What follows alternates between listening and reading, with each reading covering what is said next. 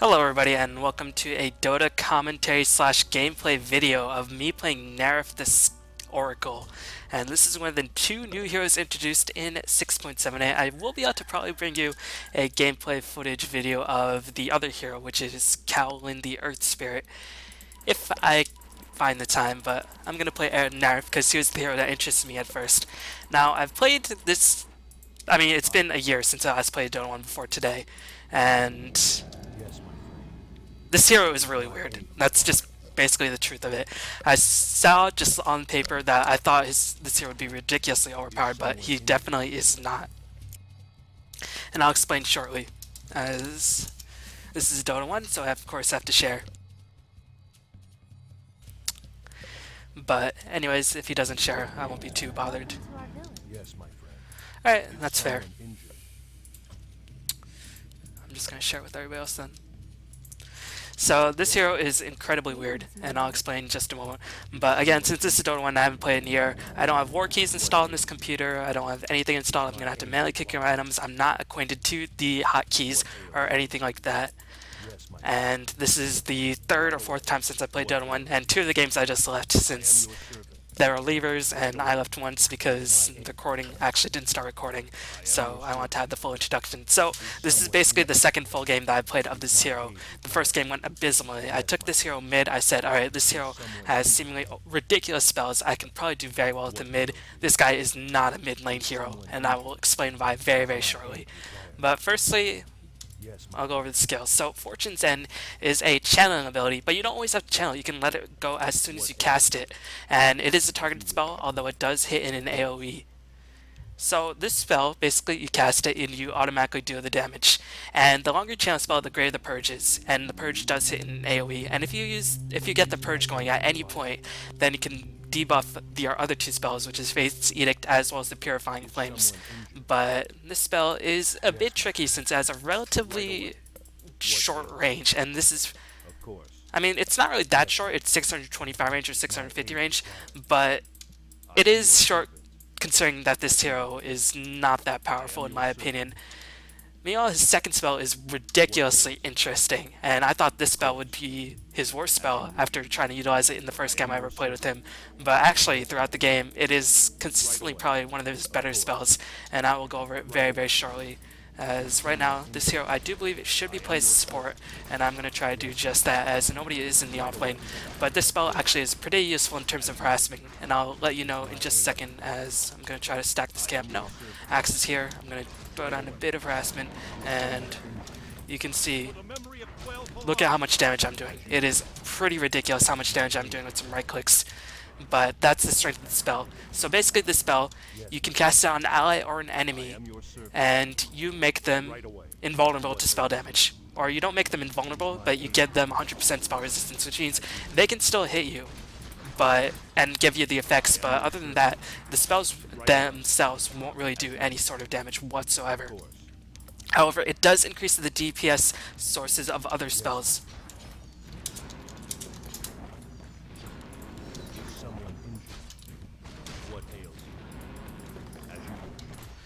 Alright, so I think he was referring to my third skill, which is sort of a heal. But I'll go over that in just a second. But this spell amplifies the damage of his other abilities. Well, not really his other abilities, just other non-spell casting spells. So it's pretty good in terms of lane resistance since it amplifies your physical damage. I haven't tested if it amplifies pure damage, but I've got to imagine it does. It probably amplifies universal damage like March Machines, probably amplifies mixed damage, probably amplifies creep damage, all that except spell damage. So I haven't tested all that, but that's what I'm assuming at this point. Now his third spell is what I thought would be ridiculously overpowered, but actually now that I think about it, or now that I've utilized it quite a bit, it is actually not that powerful. And I'll explain in just a moment, as right now I'm just trying to do whatever I can. It's pretty difficult commentating on a new hero that I have not played before, or I've played twice. Shield me, then heal. Oh wow. That is a new synergy that I have not realized. Holy shit. Oh my god, this guy just taught me something new. So you can shield you, and then you can cast a thing. Oh my god, that is ridiculously useful. Okay, I learned something new with this hero. already. This hero is so weird. Holy shit. This hero is so weird. Basically, this spell, it does 90 damage and causes you to regen a lot of HP. Now, I guess if you use in conjunct with this spell, which negates all spell damage but doesn't negate regeneration, then you can potentially heal up quite a bit. You get 99 HP, and if you manage to deal the damage, then you do 90 damage, but then you gain 9 HP. And this spell can be casted very, very often because it has a 3-second cooldown and a relatively low mana cost. Now, this is the spell that I thought I'd make my bread and butter off being a nuke in the mid lane, but it doesn't really work like that because if you use it on the nuke in the middle lane, the spell cooldown isn't long enough where you can just continuously cast it over and over again.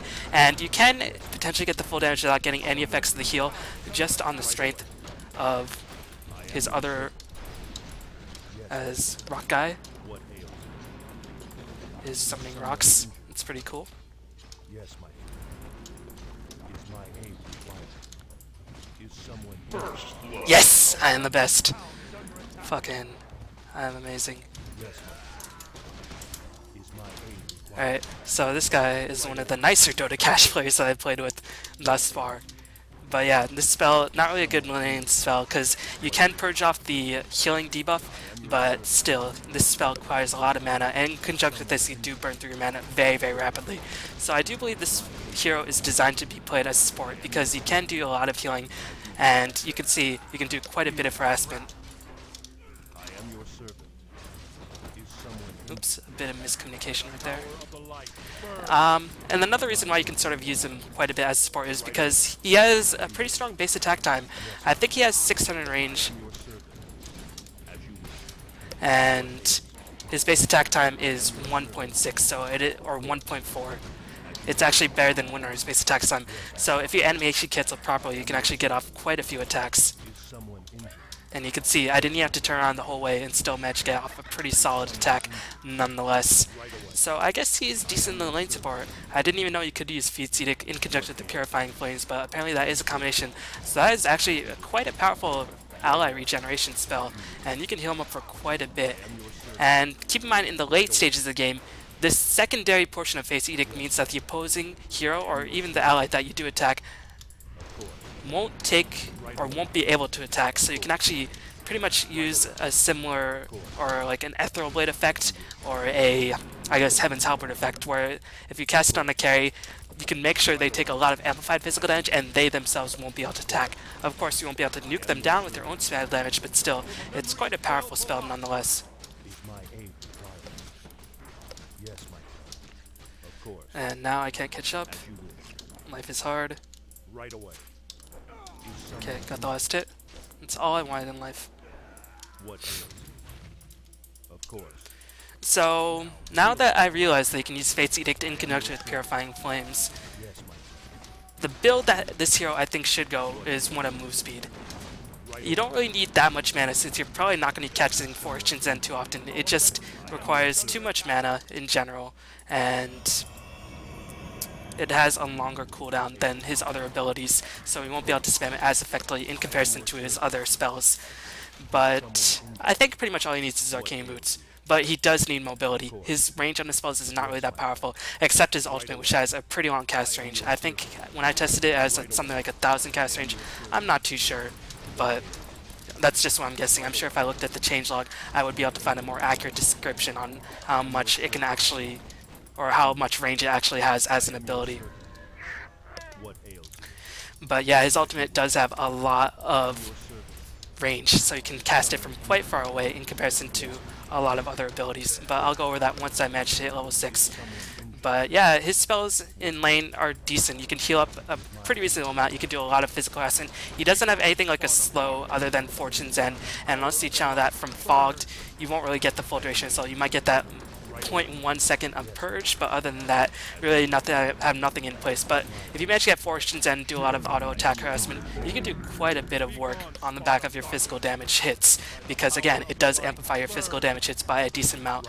And if you do have to use Fortune's End against the opposing player, make sure that you can immediately cast the second one so they don't get the full extent of the regeneration, or you make sure you actually try to get the last hit, or they get it low enough that you can get the last hit with the next 2 seconds, because if you don't do that, then you will actually heal them up by slightly more than the spell would actually do in base physical damage, or base magical damage. And GG's called. Hopefully I'll be able to actually utilize my ultimate in this game, since this is one of the few games I feel like I'm able to articulate my thoughts clearly and still be able to do shit. But it looks like my team is stomping them. Good for my team. So, look, I'm constantly healing up and at the same time not doing that initial damage of Purifying Flames. Now his ultimate is really, really interesting as an ability, and I'll show you in action. So what the ultimate does is make sure that he doesn't take any damage, he doesn't take any healing, and he can still attack and move around. It renders him invisible as well. So basically it's like a combination of Shallow Grave, a combination of Shadow Dance, and a combination of Guardian Angel. So you can cast, you can attack, and you can use all of your spells, and you don't take any damage, but you don't take any healing either, so there is a limit on what you can do. At the end of the damage, all the damage will be returned to you. If you manage to heal up more than you took in that duration, the healing effect will be doubled. If you get a lot of damage, which negated the healing, then the damage will be returned to you. Now, this is a pretty interesting ability, which I found out to my great surprise in the first game I played this hero. As this has a really, really long range. It doesn't cost that much mana in comparison to many other ultimates in the game, especially many strong supportive ultimates. It has a relatively short cooldown, so you can use it quite frequently, and its duration is quite nice. At level 16, or its level 3 ultimate ability, you'll be able to get a 9-second duration on it, which is a long time, a lot longer than something like Shallow Grave.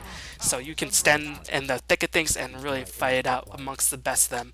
So this hero in general is quite a strong teamfight support sometimes, as if you can't really get the spells off at the appropriate timing, then he really just becomes not nearly as effective.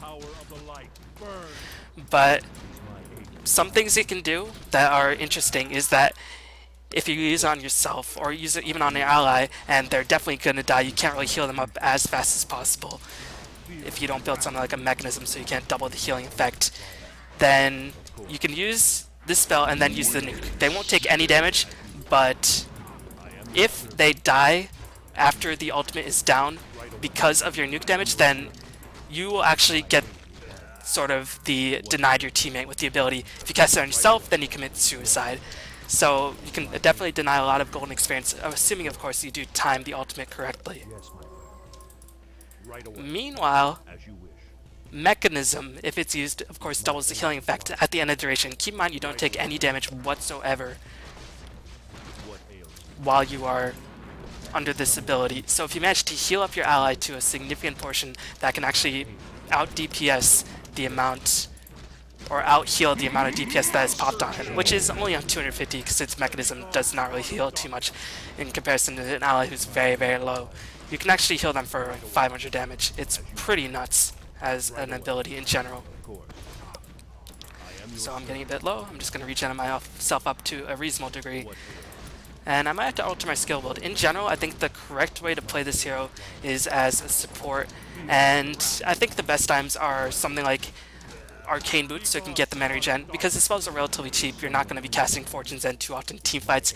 It has just too long of a cooldown in comparison to his other abilities, and it's not really your bread and butter.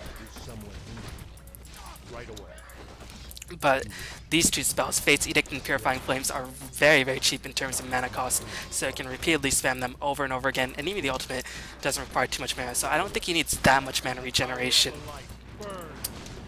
Now, the other items. This was a bit iffy for me, as here comes the fucking boulder nut madness shit. Don't die! Don't die! I am the best. Meanwhile, I'm just gonna channel this ability, purge him for a little bit. Don't really purge him for that much, but I guess when all is said and done, it was enough to get the kill, or help get the kill, even though I don't know if I did that much in general.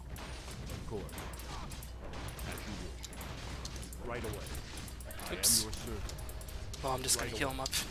You can see he's not regenning. I wonder if he takes the damage. You know, he actually regen himself up to full HP, since you don't take the damage from that initial burst. So it's pretty interesting. This hero is very interesting. But yeah, in general, the item builds, I think the only source of mana he really needs is Arcane Boots or Force Staff. I think this hero needs to be very, very mobile since he always wants to be around his allies. The only spell that really has a big range is his ultimate ability, which does have a significant range, but you really need to be up close with your allies or in the opposing team's face, relatively speaking, of course. 600 cast range, it's not the greatest, but it is enough to outrange most melee heroes in general. So I think getting mobility items such as a drum, Force Staff will be of the utmost importance in these sort of games with this hero. And Yule Scepter, I think, synergizes very, very well, because if you find yourself a bit starved for mana, then you can get a bit of extra move speed, and you will be able to get that nice bit of mana regeneration as well as having that invaluable cyclone ability to get yourself out of sticky situations. So I think Yule Scepter is a very, very solid choice. I think the best choices are probably Force Staff, Drums, Arcane Boots, Mechanism, those sort of items that can really synergize well with his abilities.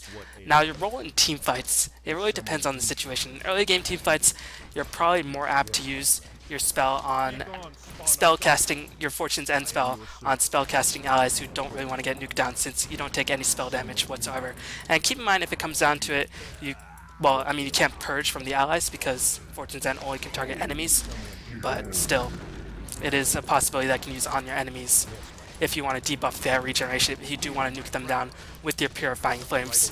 If you do manage to get the nuke off on Purifying Flames, be sure to always cast Fortune's End, otherwise they will regenerate up a lot. Or if you have a sufficient amount of burst damage, then you might be able to save the Fortune's End ability and be able to burst them out again naturally on the back of Purifying Flames. But you do have to be careful how you utilize Purifying Flames. If you can't really get the kill that fast, you have to cast it again in quick succession, otherwise your enemy might just heal up a lot in terms of HP. And if your enemy gets out of sight, which is again why mobility is such a crucial factor, then they might just heal up to very, very close to max HP, and they might just turn around and completely slaughter you. So you do have to be very, very careful. Now, for Fortune or for False Promise, I have yet to sort of figure out what the optimal choice is when utilizing this ability. And you can see I'm just playing so distracted at this moment because I'm just trying to explain what this hero can do, all that stuff. I'm gonna pick up some drums and or Django. Someone injured. Of course. I am your servant. As you wish. But yeah, I want the kill. I didn't get the kill. Life is hard. But yeah, I'm not really too sure how to use False Promise just yet. I think it's probably best to be utilized on your carry that's at not max HP. As somebody who's in danger, because you want to keep them alive. It's sort of similar to Shallow Grave. And keep in mind, you can attack, you can cast spells while you're still in it. Very similar to a Shadow Dance. Actually, I don't know if you break the invisibility while casting spells. Wait.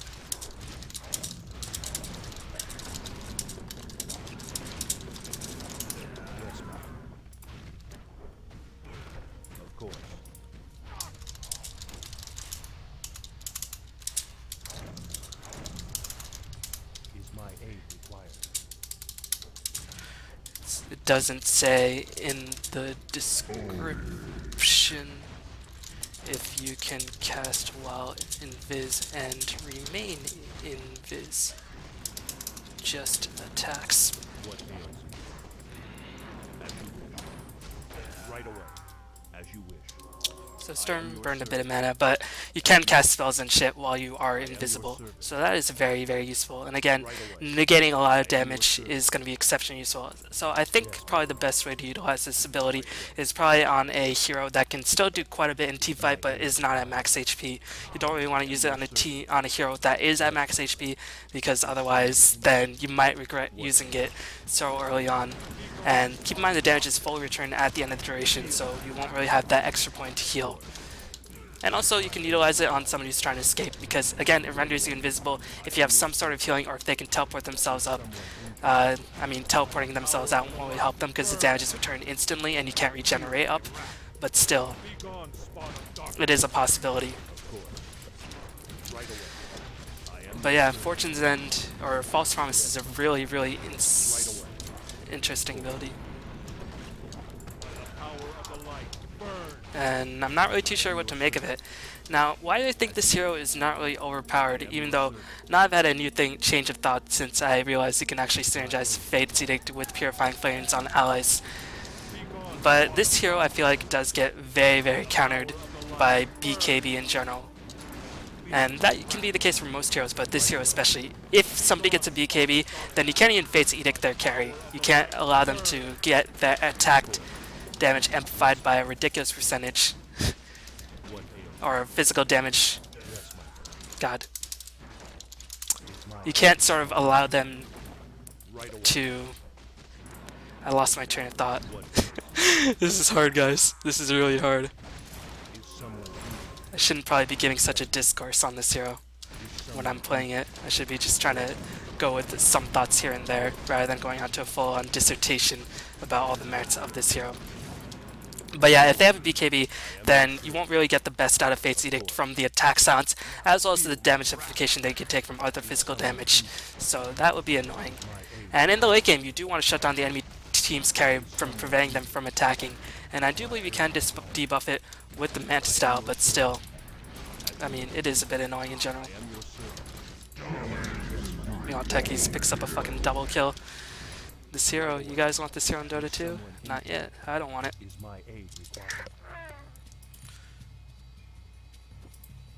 Alright, let's get those items shipped towards me. But in general, I think in the early game team fights, you want to be casting Fate's Edict on allies who want to be protected from the whatchamacallit, want to be protected from spell casting, since I don't think it'll be very beneficial to cast it on enemies, since physical damage isn't really the highest output of damage source in the early stages of the game. It's rather magical damage that really provides the biggest outburst in that. In late game, you want to cast it on enemy team's carry so they can take amplified physical damage, as well as not having that ability to attack. Again, if you want to use the Purifying Flames, make sure on an enemy, make sure you cast Fortune's End whenever you can get the most damage output, if you have the nice amount of mobility to really utilize that.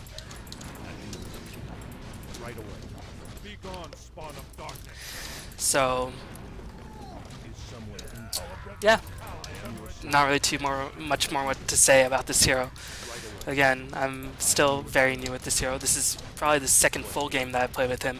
The first game I tried to go with him mid-solo, and I realized this hero actually has nothing that can control the lane. Oops, I didn't get the ultimate off on him. I think he might have died anyways, but still.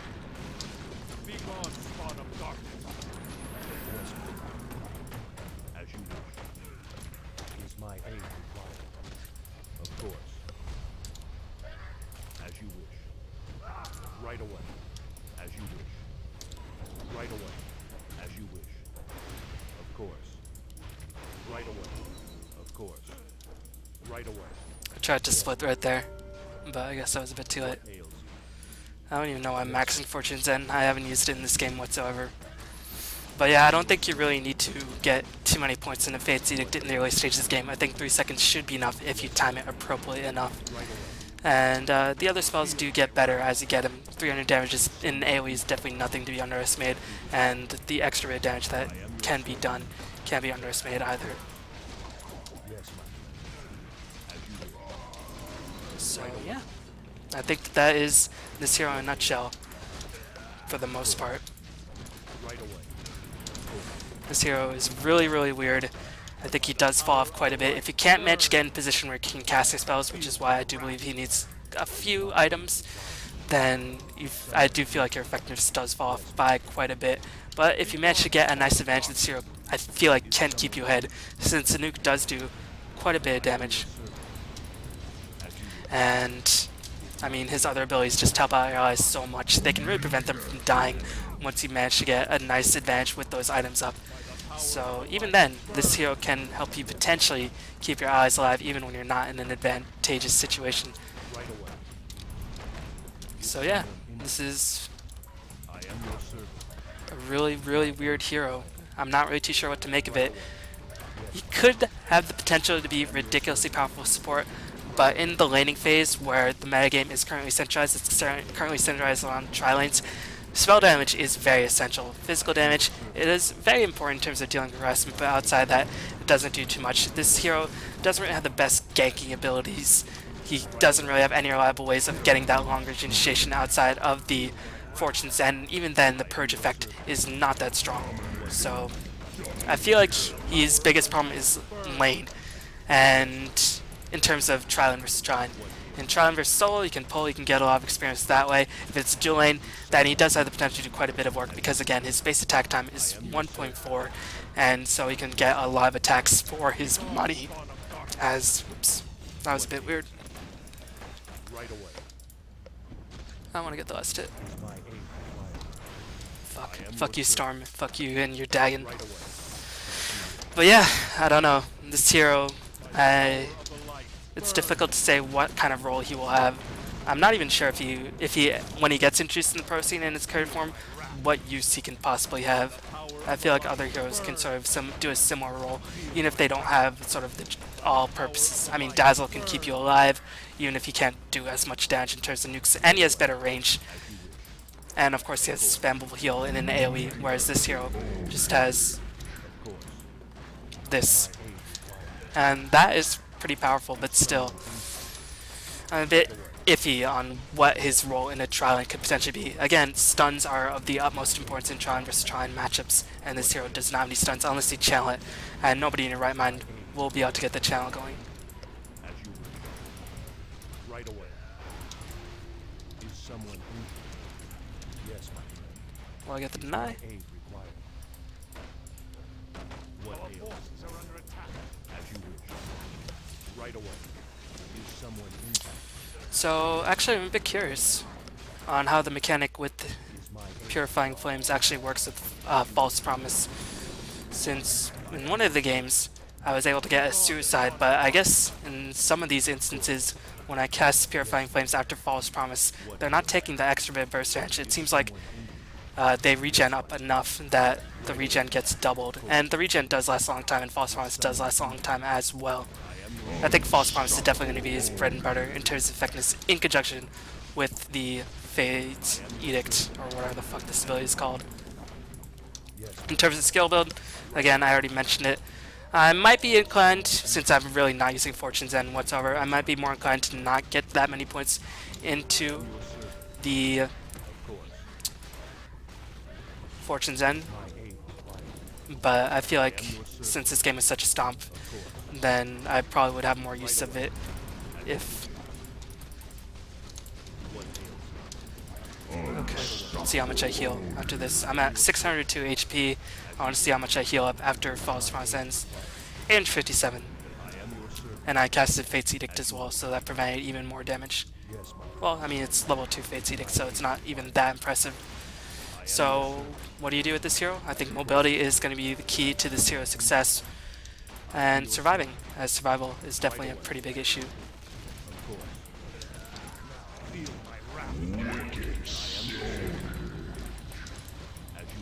Can I die at techies? Of course I can't, because you can't deny out of battle hunger. Hopefully you found this somewhat useful. I'm sorry if I repeat myself. It is definitely very uncharacteristic for me to play a hero that I've only played once before, and the first time I didn't play him very well whatsoever because I play him in a mid-roll capacity and then narrate every single thing I should be doing with this hero. But you can see, I mean, Purifying Flames does do quite a bit of damage if you manage to get the full effect of it. Or if you manage to get the initial effect of it.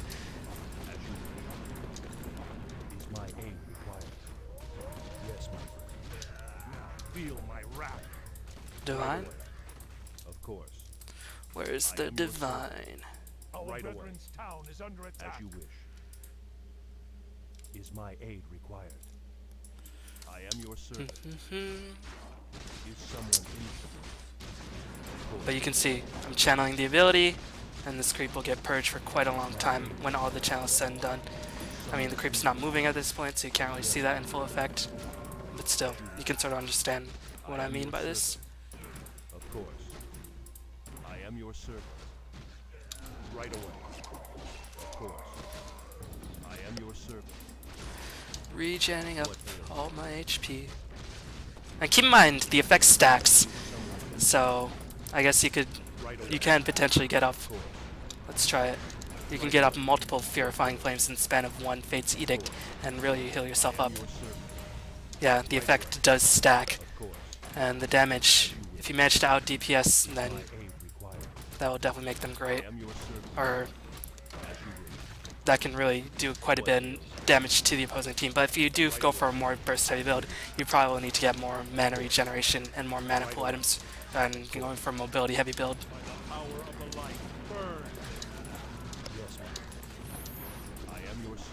So I feel like I'm not too sure what to make of this hero just yet. He has potential to do a lot, but I feel like in his current state, he doesn't really do anything particularly well, where you can't get another support to do it. I feel like other heroes can roam better, especially in a support role.